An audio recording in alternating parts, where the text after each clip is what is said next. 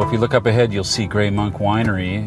Grey Monk was founded over 40 years ago by George and Trudy Heiss, and they planted the first Pinot Gris vines in British Columbia at 50 degrees north.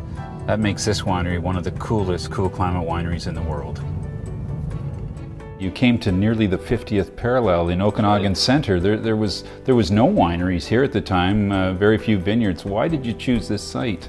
It was actually Trudy's father. My father found it, yes. And he phoned us in Edmonton and said, "Look, this corner is for sale. It's a beautiful exposure and everything." And says, "Come on down and have a look at it." And what was growing here at the time? It was all orchard. We felt the peaches were growing here, and they never froze out on this side of the hill, whereas in Winfield they did. And we felt that the lake was our moderating friend. Yeah. You know, and of course the view is phenomenal. Yeah. So.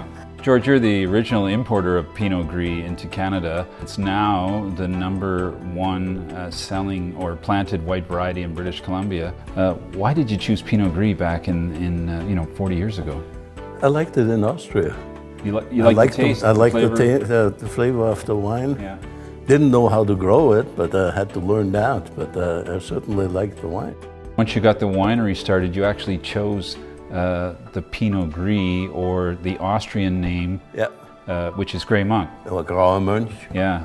The very first vintage, it's amazing to have a look at this bottle and this package, but tell us a bit how this wine was made. I'm pretty sure it's different than this vintage. Very different. This one was actually made, it was our first vintage in our garage. You're famous for Pinot Gris at Grey Monk, but you have many other varieties and big fans of them. What are some of the grapes that people just won't let you stop growing? Siegerrebe, Ehrenfelser, Rotberger, Kerner. Well, over the years you got some help from the Department of Agriculture in BC. What did they tell you about this site? Well, they came and said they didn't think these varieties would grow here. We planted them, they grew here. Then about 3 years later, they came and copied some of our paperwork. But they're so expressive of, I think, of British Columbia now. When you taste that style of wine, it reminds me right away, which I think is, that's necessary. And of course, not putting whites in oak because they're so aromatic and that people can tell the difference. Yes. And with our cuisine on the coast in BC, the whites just do so well. It's probably the best salmon wine you can get. Yeah.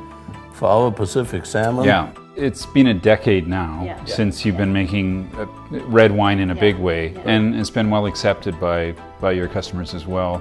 From the same sites here? Most of it is from down south. We also have a vineyard in Kaliden, just south of Penticton, and one in Osoyoos. And the Odyssey, the Odyssey project, it's also what is the notion of Odyssey? Well, it's like what everybody else calls the family reserve or so. Small lots. Small lots, top tier. Yeah. And today production is roughly, it's about 60% white and 40% red, and some growing sparkling wine. Yes. Yeah. It swings a little bit, but we've never been really following the trends that much because they always seem to come back to the same. Grey Monk never following the trends, but always in business and always loved by their customers.